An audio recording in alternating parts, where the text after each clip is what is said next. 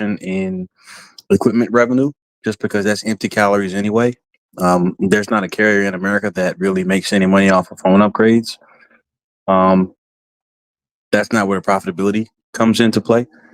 So if wireless equipment revenue lessens, even just a small amount, I mean, it's not like they missed revenue by, millions and billions of dollars. No, it wasn't anything like that. We're talking about a very small, minute amount. They grew wireless service revenue. So I think the places where there's meat on the bone continue to be, of course, customer retention. That's always going to be something that's going to be important. But almost as important is profitability. So, of course, we know that Verizon has some pricing actions. I think that there'll be elevated churn at T-Mobile as well. Perhaps at AT&T, I don't know. They give away a lot of stuff, a lot more than T-Mobile and Verizon do. For obvious reasons, we've already talked about the network ad nauseum, so I'm not going to go back into that. I would give away money too, or give away phones too, if I was in that position. So, with Verizon and T-Mobile operating from a better position of strength, with respect to their networks overall, it would make sense that they would want to chase profitability on that investment, because they're not behind the eight ball in that way. So, overall, looks like a really good quarter to me. They achieved everything they said they wanted to achieve. They got back to a position of growth.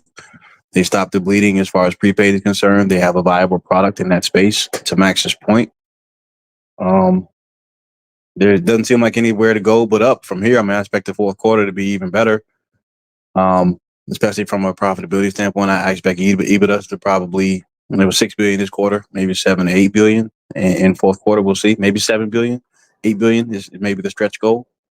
But I certainly think it's feasible and it's possible, depending on how aggressive they want to be with their promotions and whatnot. We'll see. But yeah, I mean, there's not a whole lot left to ask for. I think you listen to a lot of the stuff that they were talking about today with respect to their network. There's a lot of really, really good things going on. You got the Frontier deal that's being done. There was also talk about increased investment in small cells and in millimeter wave. So they're not going to slow down as a company.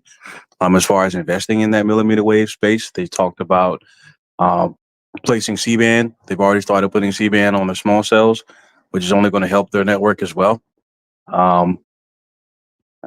Company seems to be hitting on all cylinders to me. I don't remember, Sneed, and you can correct me if I'm wrong. I don't remember them discussing how much debt they paid down this particular quarter. I counted it. Okay, so would you please go over that portion one more time? They paid down $1 billion in unsecured debt. Okay. Not terrible. I think a quarter before, I think it was like $3 billion. So, I know they've got to watch that. That's something that's going to be. They reduced the capex, but I think in correspondence to knowing the cash flow limitations, right? They may be waiting for the fourth quarter to maybe see some of that. You know what I mean? Because it's more, they generate more free cash flow in the Q4. Yeah, agreed. But yeah, I mean, they definitely have built themselves a very nice moat around their business. Excuse me. From a network standpoint, they continue to invest there. They've invested in the value segment in order to be able to have a meaningful product in that particular space.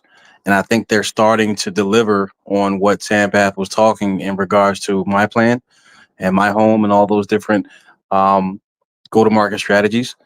It seems like it's working, Sneed. I mean, people asked for growth from Verizon, and this quarter they delivered it. So it seems like it's working. Hopefully, things can be done to try to further reduce the churn. But I mean, churn's in industry lows for the entire industry. So I don't expect T-Mobile and all those guys to be doing so much better. To be honest, I'm not sure T-Mobile beats .89. Given the things that they've done, I think they may be in the .9s. We'll see. I don't know. I could be wrong. Maybe. But I don't think, I'm not sure 100% that they beat where Verizon was at. I don't know. Well, we'll find out in a few hours. But I also think AT&T's churn may be in the low .8s as well. I don't expect them to stay at .77 or .76, I think is what they report. I don't think it's going to stay there. Just because, to Max's point, there are people who are looking for deals right now. And so it makes a lot of sense for Verizon to be heavily investing in the value segment where a lot of people are shopping around. It makes a lot of sense. And it's also a way for them to be able to compete against the MNOs who continue to, have a competitive product for people who are looking for cheaper options for cell phone service. So you can compete against those MNO carriers really, really well with the total, promotion or with Visible or something along those lines. So good quarter overall for the company. Hats off to them. I thought it was solid. All right, Cha-Cha. Take us home. $41.50. The stock is down 5% today. Proper reaction or overreaction? Again, it's one of those things where the investors can't expect both revenue growth and net ads growth without sacrificing some of the revenue because it's going to be spent on the promotions. So I do believe it's a overreaction by the market, because when you have such rich promotions, you have to sacrifice something, right? Not everything can go up. So it's definitely a exaggeration from me. Is there a cool overreaction to be dipping 5%? Is this a buying opportunity for folks that invest? I think people are going to buy regardless. It's not that much of a dip. This happened last quarter too, and I believe the quarter before that. For some reason, the stock takes a bath on earnings day, and then by the next week, it's at or above what it was when it dropped. Yeah, that's true. That happens very often. Yeah. Let's just say if Verizon dips like Sprint, then we're in real trouble. I remember, I think when Sprint closed its final trading day before the merger, I think it was at like $4.36. Yeah. Yep. They're not gonna make it with that. No, they ain't gonna make it, bro. No, they gotta be flipping a lot of their mobs thongs. Yep. If they wanna. But I'm pretty sure that when that merger closed, those $4.36 shares from Sprint became $117 T-Mobile shares. Wow. Yeah. So imagine if you bought 10,000 shares the night before. What if Marcelo did? He definitely did, sir. I'm sure.